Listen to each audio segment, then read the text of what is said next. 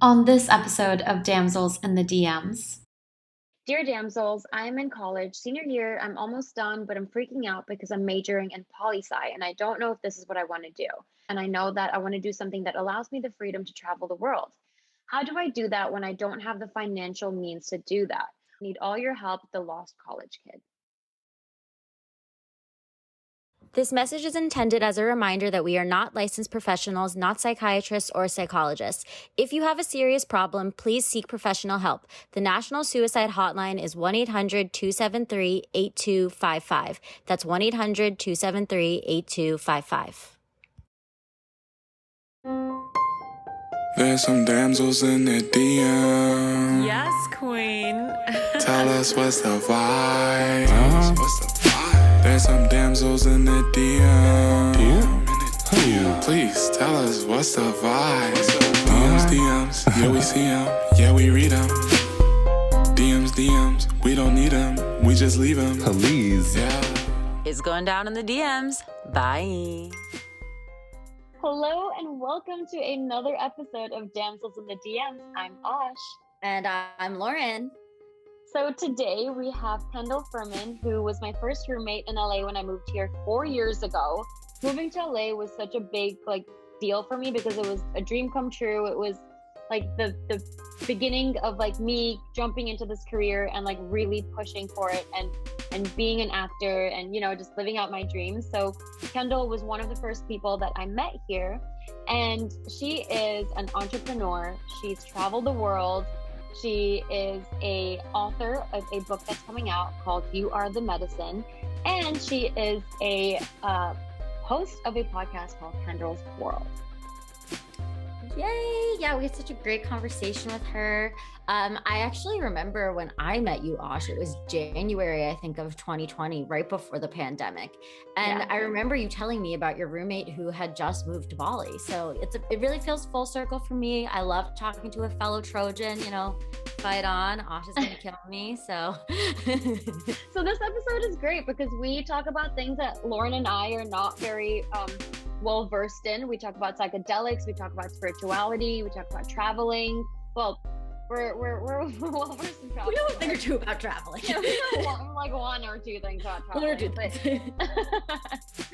The other stuff it was great. It was very mind-opening. That's not the world that I live in. That's not the world that Lauren lives in. So it's really cool to talk to someone with different experiences and different journeys. And I meditate. I have a whole, wellness routine, but mine is very basic. And just talking to Kendall, it just is wow, there's a whole world and big spectrum of spirituality and wellness and meditation. So it's a great episode, and I'm excited for you guys to listen to it. I know. She's taking wellness showers. Meanwhile, I'm on the Calm app with Tamara. 10 minutes every day, baby. I use Tamara. Is she the best? I love her. All right, guys, let's get into it.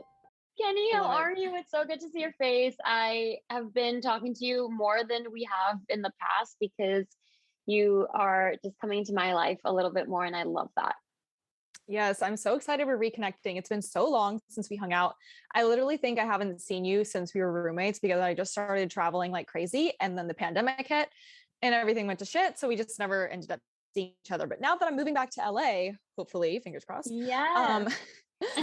we'll be able to hang out more. But yeah, I'm doing really good. I'm just really excited with what's going on right now. It feels like, I don't know about you guys, but it feels like when the spring hits, it feels like everything's coming together. Like I'm defrosting from my depression of the winter and coming back to myself. So it feels like a really good time right now. The last time I saw you was when we were parting ways as roommates, and you were on your way to Bali with your boyfriend, Alex.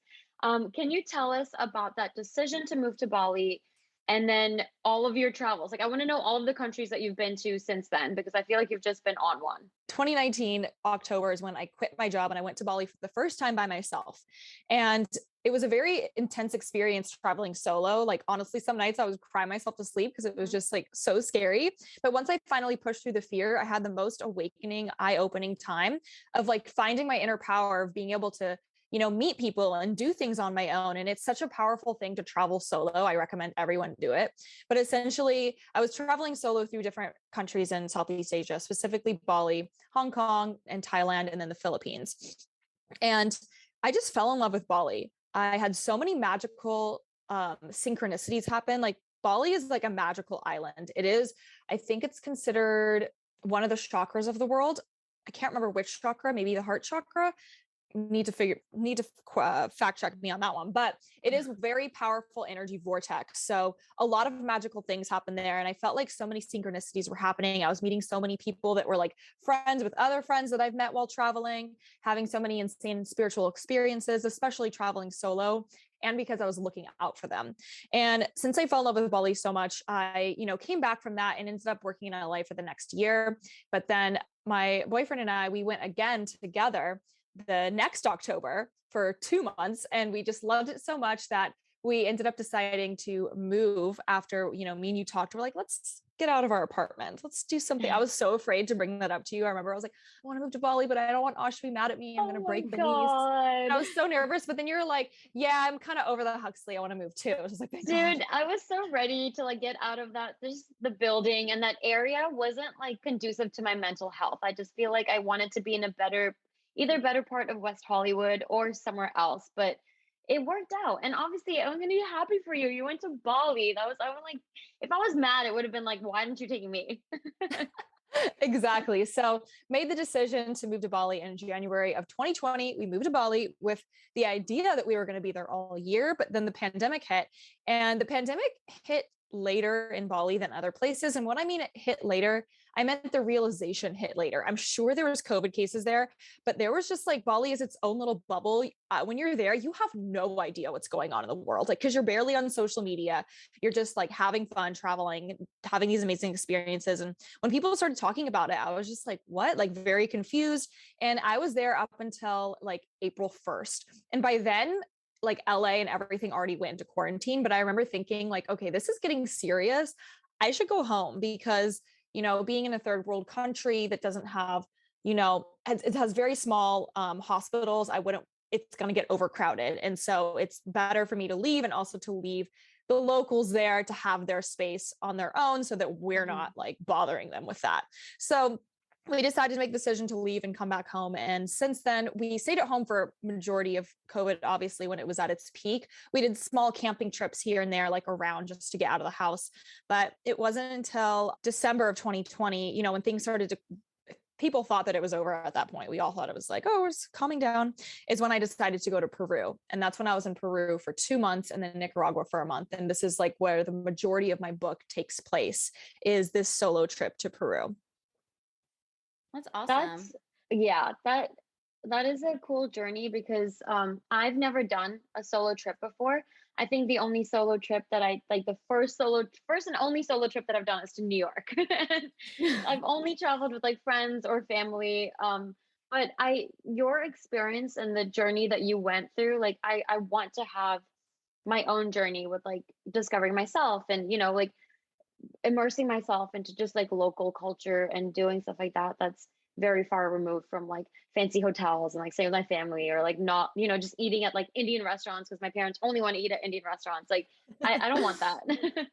I'm interested because Ash and I both travel a lot, but one problem that I've had in this like digital nomad land is like when I'm traveling, I feel like I have both work FOMO and travel. I feel like when I'm working, am I missing out on the place that I am and like not, really taking the time to enjoy where I am? And then like, if I'm not working, then I'm thinking about like, are there things that I should be doing? Like, am I missing out on work? Are people getting more ahead of me? Blah, blah, blah. Like I have trouble really unwinding from both. And I'm curious how you were able to do that. Honestly, I struggle with the exact same things. And that's kind of a lot about what I talk in my book is just in general. I think it's easy for us to want to be anywhere that we're not. And I find that I struggle with that a lot. No matter where I am, I'm always thinking of the next thing. And even when I was having these beautiful, expansive experiences, those were like moments, like extended moments of peace and serenity and being in the moment.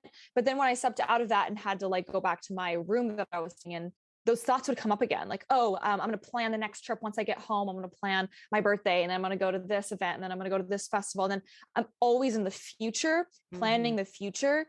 And that has been like a huge struggle for me over the last, pretty much my entire life, where we're trained to be living in the future and to be living, what's next, what's this. And I think that's like a huge struggle for me. And I've worked a lot through it actually these last 10 months. So in my book, I guess I can tangent off into this a little bit to like help answer this question. But in my book, it follows me going to Peru, Nicaragua, and having these beautiful, amazing experiences of, doing ecstatic dances with random strangers and meeting my highest self, and doing energy work with people who know how to do Reiki, and meeting my spirit guides and learning so much about myself through that, and doing one of the most intense psychedelics in the world, ayahuasca and DMT, and having these beautiful, expansive experiences, but also really tough, having to face inner child trauma, having to face, parts of myself that I didn't want to face, limiting beliefs, self-sabotaging behaviors, but coming out of it stronger and more awakened because I got to work through it. But I had these beautiful experiences, but throughout the whole time, I was still like, okay, what's next? What am I going to do next? How am I going to turn this into something that I can share with the world? Like, oh, I need to focus on work right now. I'm not doing enough work, or, oh, I'm doing too much work. I need to be more present. And for a long time, I struggled between the two. And especially when I came home from my trip, I was like ready to take off. I was thinking, oh, I'm going to launch my podcast and all of my dreams are going to come true. And that didn't happen. I launched my podcast and I started working on it, but nothing changed. I still felt like I was never doing enough. And I still felt this burnout cycle of continuously like trying to do a bunch, but not being able to handle the load because I wasn't doing, the right things for my mental health to be able to handle that. And so I went through like a 10-month cycle of, taking on too much, burnout, and then being depressed and unable to do anything for 10 months, and constantly wanting to be anywhere else but in that feeling of like, why am I feeling this way? Like, why do I have to still be depressed? Like, I thought doing the strongest psychedelic in the world and doing these trips and accomplishing my dreams and starting this podcast, whatever it was, all these goals that you try to tick off and think, oh, this will be the answer once I do this. And I still wasn't happy and I still wasn't fulfilled. And I really had to learn. I learned that this was a reason I had to go through that in order to really just like accept fully where I'm at and be like, okay, I'm not exactly where I need to be, but that's okay. And this is a part of the journey. The destination of that moment of like, getting to where you want to be is not all there is. It's the buildup to that and the journey to that. And I think realizing that has helped me to not, struggle between like when I'm traveling or even when I'm home, like that FOMO of like, oh, I should be doing this, I shouldn't be doing that. It's like, no, you should be exactly where you are right now because this is what you're doing. If you needed to be there, you would be there. And fully accepting that moment. And I think, that's a hard place to get to. It's not like, oh, I'm just going to automatically change my thinking and believe that. It's like therapy, like mindfulness work. A ton of work needs to be put into that for it to become automatic. But, it's funny that you bring that up because that's just like a whole theme throughout my book.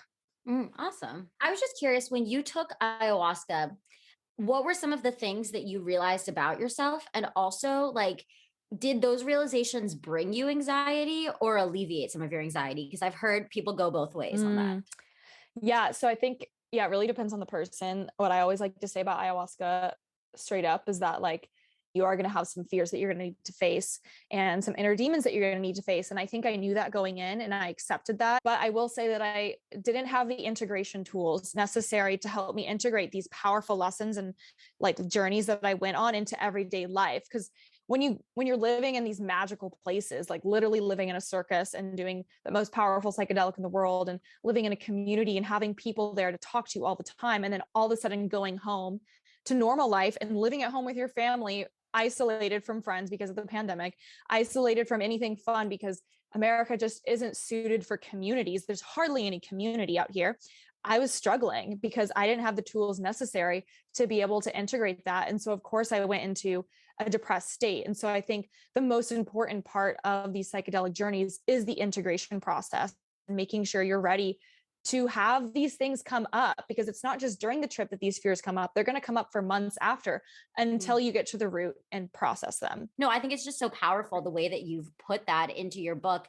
And I'm curious about your podcast as well. And like, what are some of the things that you've addressed on your podcast and what made you want to start doing it in that form?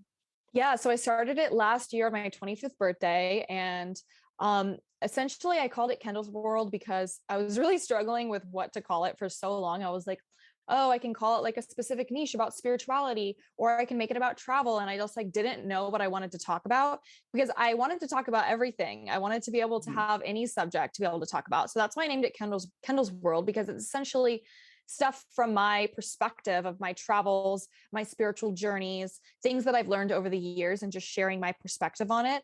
And the way that it's formatted, it's honestly just very like in flow. So the way that I started my podcast actually was I sat down just like this with my camera, full makeup, microphone, everything ready with like a script, tried to record, and it was horrible, just awful, just so forced, so fake.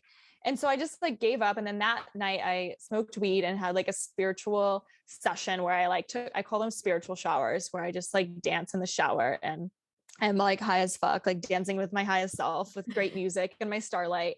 And then I get out and I like do a full meditation routine. And then all of a sudden these ideas started coming to me. I was like, wait a second, this could be a good podcast episode. So I literally just laid in bed and grabbed my phone. I didn't even have my mic, no makeup on, didn't record it. Cause I was like, these like recording this is getting in the way of me like actually speaking, because I'm not used to this yet. So I just like laid in my bed and talked to my phone of all these ideas, chopped it up, and then it was the first episode.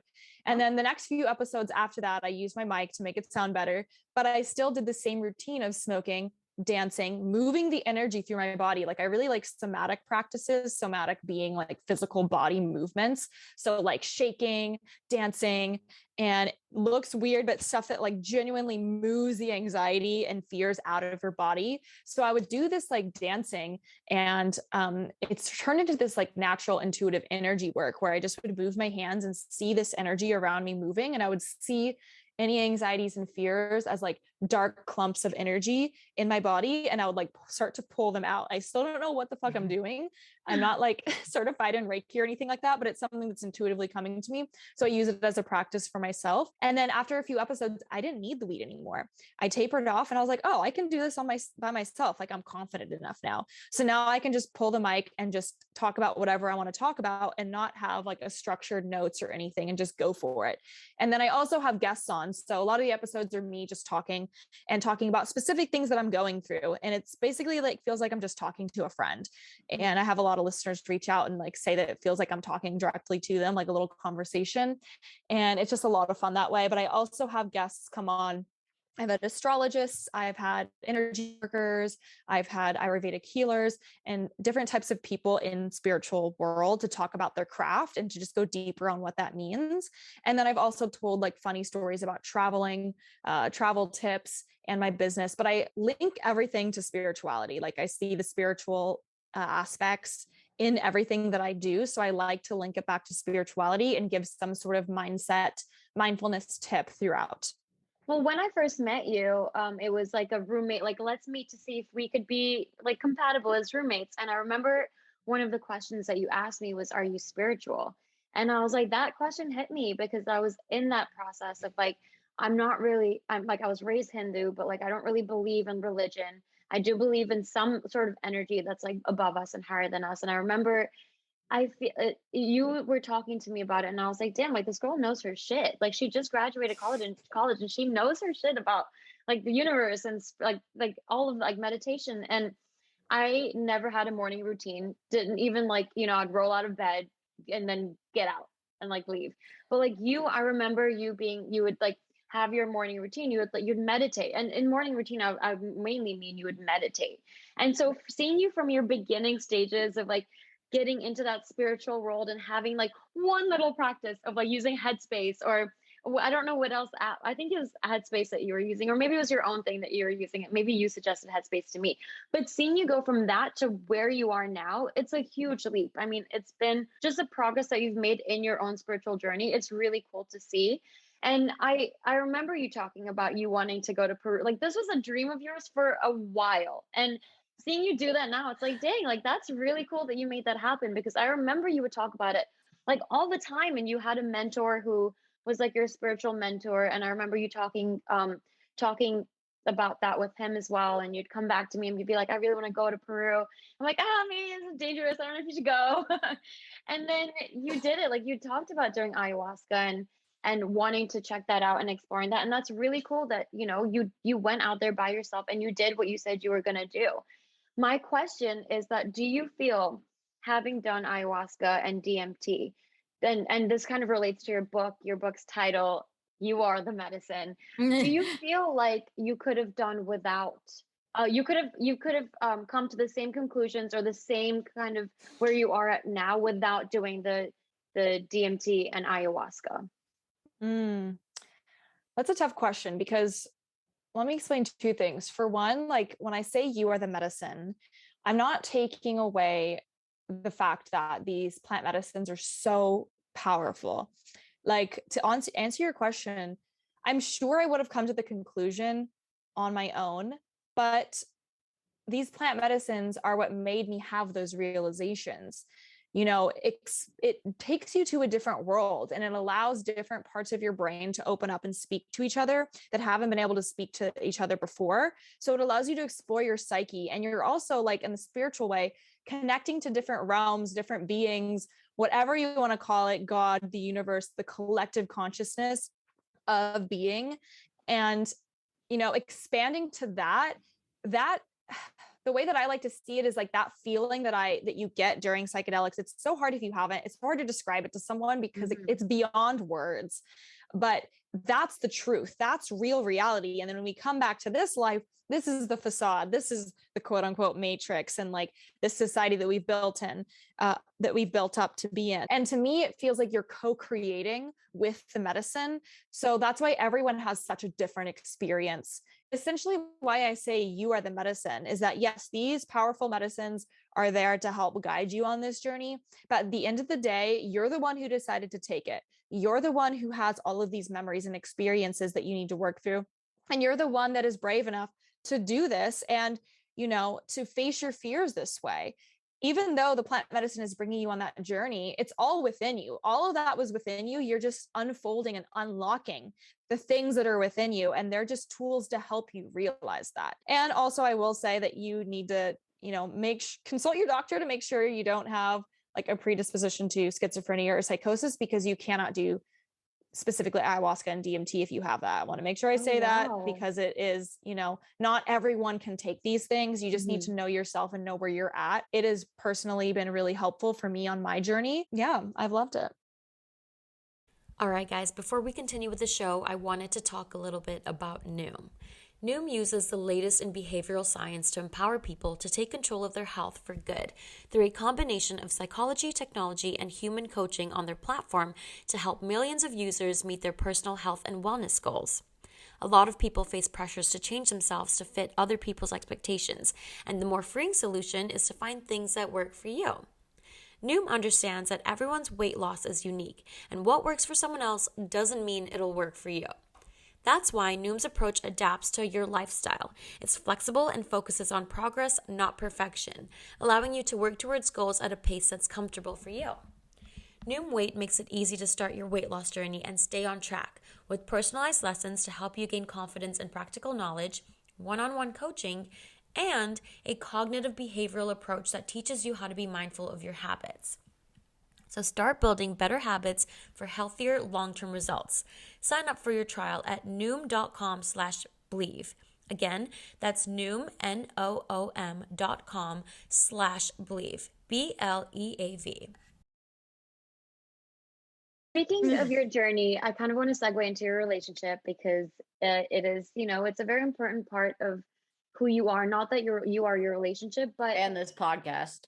and this podcast. We are still damsels in the DMs, and we still do want to talk about dating. How has Alex kind of, because I've seen a big change in you in those 4 years. So how has Alex kind of kept up with those changes? Has he changed along with you on that spiritual path, or has he kind of just been like a support for you, like, hey, this is what you want to do, and I will support you through whatever journey that you want to take? I would say both. So it's funny, the way that I look at our relationship is that we were both on different sides of the spectrum with everything. Like I was super Christian and he was more like atheist, agnostic, frat boy, you know, had partier, he used to hook up with girls. And like, I was like the Christian girl that never did anything wrong. And so we were so opposite to each other. But I think, and we started dating and, you know, we slowly started to merge like this, like come to the center line of both our belief systems, where maybe we were both at extreme ends and we helped each other like get to a middle line of balance, which I think that's super important because you never want to be on the extreme side of anything. I think it's important to find balance and understanding in all views and all perspectives. And that's what we really did. Like, he has been super supportive of me on my journey, but has also been able to, you know, have his own journey and grow in his own ways. And I have a whole chapter in my book about our relationship. I won't give away too much, but there is a spicy tantric sex scene. Oh, Which I'm nervous about with like parents, family, skip this chapter.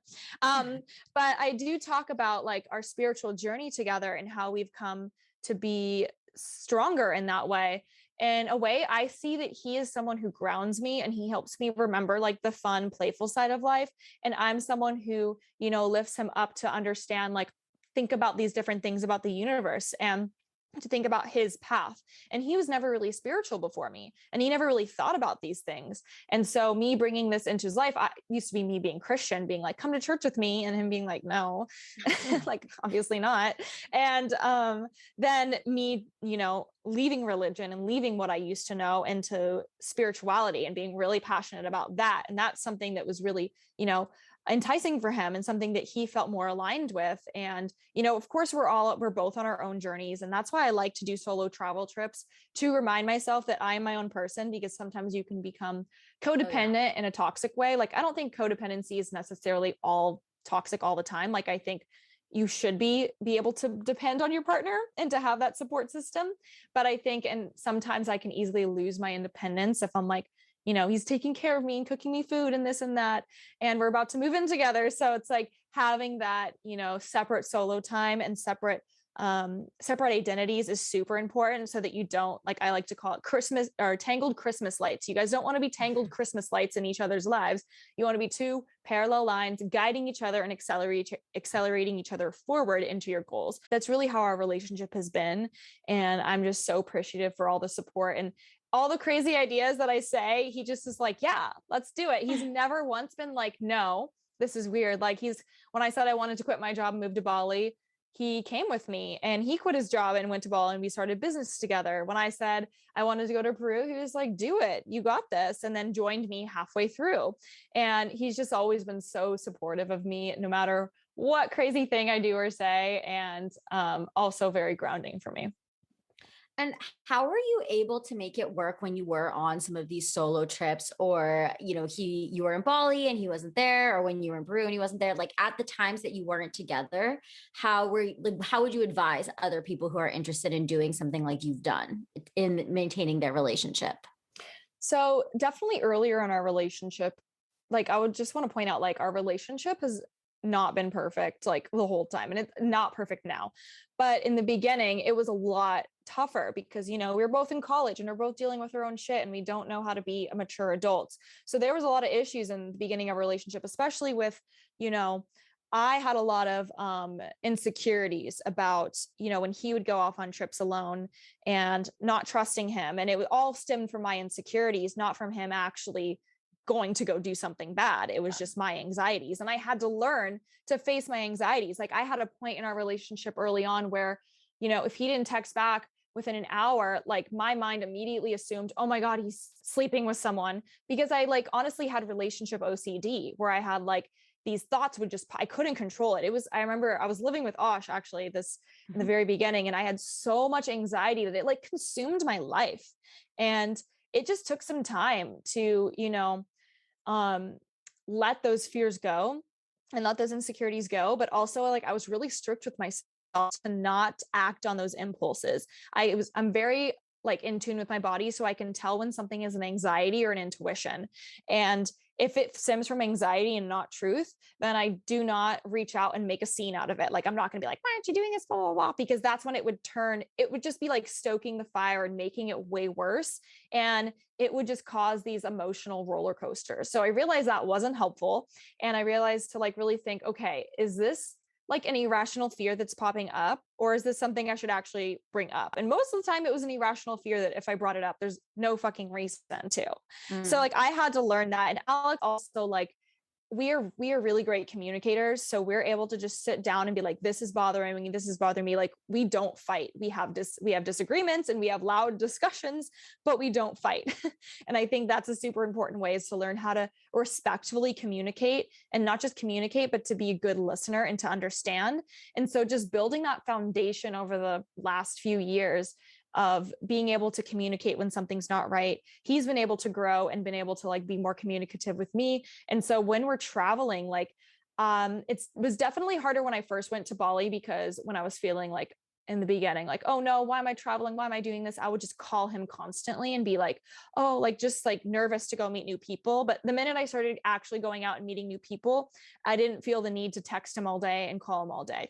And he's always been super, super chill, like about, not needing me to text back. Like, he's never been a jealous boyfriend, and he's never been one like, why aren't you calling me back? Why aren't you texting me? And I'm like, oh, I forgot to call you. I've been like having fun. He's like, oh my God, go have fun. So like, I'm gonna butt in and just say Alex is the sweetest boy ever. Like, he is such a sweetie. And I remember he would make conversation with you and just be just a genuine sweetheart. And I can never see him having like a jealous or like toxic bone in his body. But yes, carry on.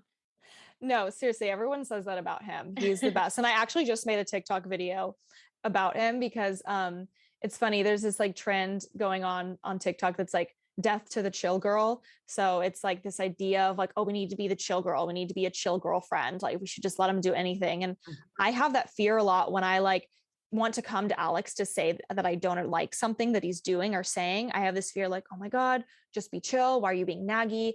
Like, are you being a psycho girlfriend? And I have these thoughts come up. And when I say it to him, and I remember we had this conversation where I was saying these things I was upset with. And then I said like, you know what? I'm sorry. I'm not the chill girlfriend, but I can't stay quiet about this. And he's like, what are you saying? Like, I don't want a chill girlfriend. Like, I want you to tell me when things are wrong. I want you to keep me accountable. Like, you make me a better person when you bring these up. And I think that's so important to know, is that like in relationships, like, it's so important to be communicative and not be afraid to like share these things that you have problems with, because death to the chill girl. We don't need to be chill girls anymore. Like, keep your man accountable and keep yourself accountable. I have one other question, and it's about your family, because you said that you were really religious before you switched into this really spiritual phase of your life. And I'm curious if you grew up religious, if your family was religious, or like what they make of you having this kind of spiritual journey. So yeah, I grew up religious. My family is Christian, non-denominational Christian, and I went to Christian school my whole life from kindergarten to high school. And so I was pretty religious in that way, but I always leaned towards more the mystical side of Christianity, and always was interested when they would tell the stories about speaking in tongues and all these spiritual gifts. Like, that's what I cared about. I was like, I want to be able to do this cool shit. I want to be able to like have visions and do this. And I was always more interested in that. And I always felt like there was more, like just reading the Bible every day and reciting prayers and going to church. Like, it never fulfilled me. I was like, there's something more to this. My family's been very supportive, actually. So they used to be really strict growing up, I think, because when you're in a Christian community, you listen to everything that all the different Christian moms are saying, and you want to be perfect and make sure that all of these things look good. And I wasn't allowed to listen to, Kiss FM or any other like music besides Christian music for so long. And I wasn't allowed to read or watch the Harry Potter series because it was witchcraft. Like, it was pretty strict. But then my mom started loosening up, like slowly and gradually over the years. Like, she knew I was drinking in Paris when I was living in Paris my freshman year, which really helped me break out of that bubble. And honestly, like, it was just this slow, like kind of understanding of where I'm at. And I think in the beginning, it was hard for my parents or family to understand what I was going through. And, they never really said anything disapproving, but I could tell that there was some like language barrier in the way that we could talk about things. And I knew that coming home, like, there's a purpose. I need to bridge this gap and to be able to talk about this. And like, it wasn't until I think recently I knew I needed to come out with the fact that I do psychedelics, because if I'm going to talk about this in my book, I want my family to know about this. And so it just kind of randomly came out, and it wasn't a big deal. Like, they didn't react. They didn't like say anything. They're just like, oh, interesting. Like, And then I was like, wait a second, I've been building up this moment for so long to like tell this, and like thought they would be upset, and like thought they would be so mad at me, and they like are really chill about it. Like what? And it was just this like crazy, like mind-blowing, I don't know, realization that I had been making it such a bigger deal. But yeah, after talking to my mom, like she, I think there's a lot of similarities actually in Christianity and spirituality. There's just the way that the church has made Christianity out to be that causes some issues with that. But I found a lot of good, like conclusive energy with where I'm at with my parents, and feeling really good about sharing this book and them understanding where I'm at. Yeah. I personally really want your ability to tell between intuition, and anxiety. That sounds really nice. Yeah, me too. I really need that too. Yeah. I was struggling this morning with anxiety, and I was like, how do we deal with this? Yeah, it's definitely a thing that you need to practice. And I think that's why embodiment practices like somatic healing are very important, because we are so in our heads all the time. Like it's like this interesting fact too. If you ask a Westerner where they like exist in their body, they'll point to their head. Like we see through our eyes, we think here most of the time, so we feel like we're here. But if you ask people from indigenous like tribal communities where they exist in their body, they point to their heart. And so I've had like experiences during meditation where it feels like my consciousness, like, how when you close your eyes, you feel like you're here. My consciousness drops down to here, and it literally feels like I'm existing out of my heart. So I try to get to that feeling as much as I can. And how I get there is through breath work. I would say breath work is one of the most powerful ways that you can get there without psychedelics. It is literally a psychedelic experience, but through breath. And I have a breathwork coach that I see every week, and she like does Reiki on me at the same time through Zoom. And it's absolutely amazing. Her name is Jen. I will tag her on my Instagram, so if you guys want to go check her out, she's awesome. But Kendall, you took me to my first breathwork class. I remember And that. do you remember my experience? Did you cry? I think you cried. I cried, and I got the lobster hands Yeah, and the me too. lobster mouth. Like, I need to take Lauren. I need to take Lauren because it is the weirdest experience, but it felt like I got high. Like I came out of that being like, I feel like I just smoked. But still at the same time, breathwork is really hard. Like it's not an easy thing to do. It's very difficult. And I need to do more of that because I know that's what I need to work on. Okay, guys, I think it is time to get into the letter. I feel like you could give a really good advice to this letter writer. So I'm going to go ahead and read it. Dear damsels, I am in college, senior year. I'm almost done, but I'm freaking out because I'm majoring in poli-sci, and I don't know if this is what I want to do. I've been traveling abroad a lot for fun with my friends, and I know that I want to do something that allows me the freedom to travel the world. How do I do that when I don't have the financial means to do that? Or are there jobs out there that allow me to travel and get paid? I'm not an influencer, but would that be a place to start? If so, how do I do it? Need all your help, the lost college kid. That's such a good one. It's funny because I majored in international relations, global business, so similar to poli-sci, but I really liked what I majored in. Like I'm not exactly using it today. Like I'm not studying international relations or doing public policy, but I really like that I got that, well-rounded education, because when I do travel, I know about foreign events and I know about foreign affairs and I know like about the countries that I'm traveling to. And I think that's super important, is that when you travel, you're educated about the countries you're traveling to, you know their culture and how to respect the culture. And you're not just coming in and trying to use the country for your benefit, but also like giving back. And so that's always been a super important thing to me. And I think my educational background in that, in learning about all of these different things, developing countries, most of my study was about developing countries. And that's kind of where I think most people end up traveling to, because, the more exotic, the cheaper places.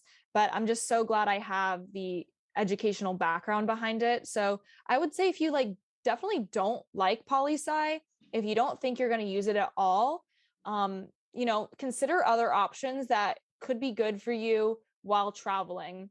I also minored in graphic design and business, but most of the things that I learned that are beneficial to my career now were outside of college, were in my internships, were in what I learned while I was trying to figure out how to live and work online while I traveled. So I think the thing is that all of these things that I learned were beneficial to where I'm at today. So while I'll just say what I did while I was traveling. I did freelancing, so freelance marketing. So I was able to work with different clients and help them with influencer marketing, social media marketing, branding. And then I also started a business with Alex, like an e-commerce business. So having that design background and the business background to be able to build a brand, build a website, source products, create an entire brand and marketing strategy, video editing, basically created me to be able to like live online and make passive income while working. But there is other ways to travel and make money that you don't have to be an influencer and you don't have to do freelance marketing. You can literally work for a hostel and live there for free. You can also be an English teacher and you make a lot of money. Like I met some people making a few $1,000s a month while living in a foreign country and teaching English a few days a week. A few $1,000s a month goes a long way in a smaller country. So those are some options that you can consider. Look into English teaching, look into tutoring, and you can also look into freelance social media marketing. Like, and if you're a Gen Z or young millennial on social media, you know how to do social media marketing. You're the people that those brands are looking for because you have the mind of a Gen Z or younger millennial and you know how to market it. So even getting into being a virtual assistant online, there's so many ways that you can make money off of Fiverr, Upwork, all of these different platforms. And, you know, just travel on a budget. Don't go to luxurious hotels, especially if you're like 22. You don't need that.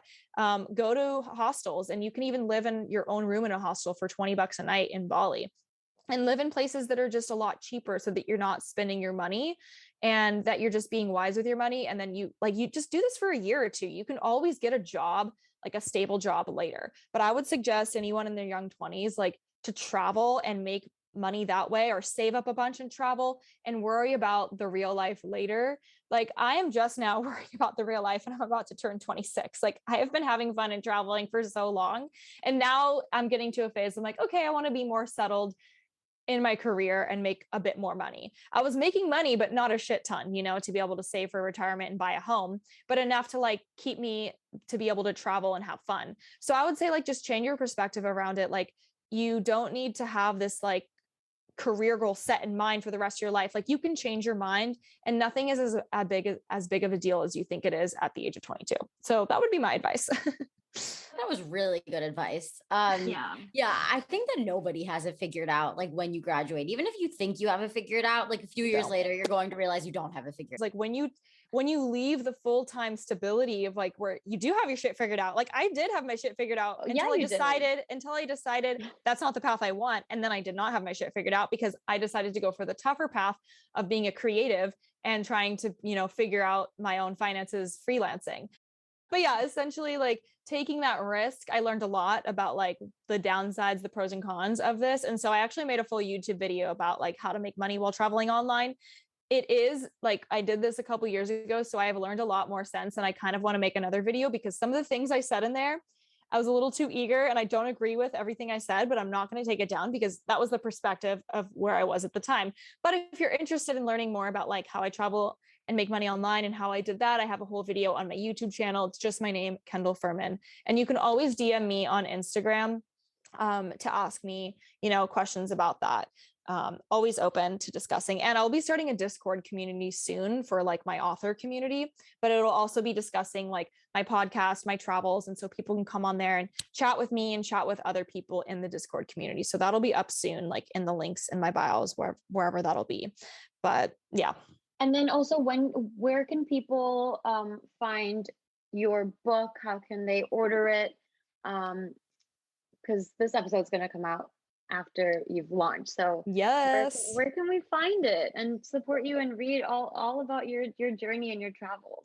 So it'll be an Indiegogo campaign. So I'm doing a pre-sale, which means there's going to be different bundles. So when you buy the book, it's more expensive of a price because it's bundled with an event, the launch event that I'm going to have for my book it'll be virtual and in person, but it'll have like the different things that I did in my book, like an ecstatic dance, a breath work. It'll have these different spiritual experiences within it. And I'll have different bundles such as the book and a personal coaching call with me, the book and a business intuitive strategy with me, me, and, social media strategy. And so there'll be different bundles of things that you can buy with it to be able to work with me. And I'm also going to be launching a retreat in Peru where you can come with me and do the exact same things that I did in my book, going on the hikes, going on, ecstatic dances, seeing Machu Picchu, doing all the beautiful things that I did in Peru to have this revelation of You Are the Medicine. So the trip is called like You Are the Medicine, and you're going to come with me and learn how to find your medicine within in Peru. So if you're interested in that, it'll be later this year, but the information for it is coming out soon. But yeah, essentially the link is in my bio. It's on my website, kendallfuhrman.com/mybook. And all the links will probably be down below as well. So I'm excited and I'm super grateful for everybody's support. And I'm just excited to finally share my story about this, because it is such a vulnerable, powerful, and beautiful story of just like a young 25-year-old figuring her shit out and, realizing that everything she thought she knew was not true, and learning to accept the person she is. And so I think a lot of people can relate to it. And I think a lot of people will be able to learn from my journey. It's not a self-help book. It's not a guide of how to become your best self. That's not it at all. It's just literally me sharing my story and hoping that it inspires you along your journey as well. Kendall, thank you so much. It was such a great time talking to you. Thank you. Thank you for having me. It was so much fun. And hopefully the damsel in the DMs liked my message and my advice. No, your advice is amazing. And honestly, that I wish that I heard that when I was, still in college figuring. I wish I listened to this podcast episode when I was in college, still figuring my shit out and figuring out what I wanted to major in, or like if I liked nutrition and pre-dental, and you'd be figuring out my life. So you've been a blessing as always. We need to hang out, so I will text you after. But thank you so much, and hope you'll be back soon. Yes, I'd love to come back. Thanks for having me. All right, everybody. Well, thank you so much for tuning in to another episode of Damsels in the DMs. Until next time, it's going down in the DMs. Bye. Bye. DMs, we don't need them. We just leave them. Please. Yeah. It's going down in the DMs. Bye.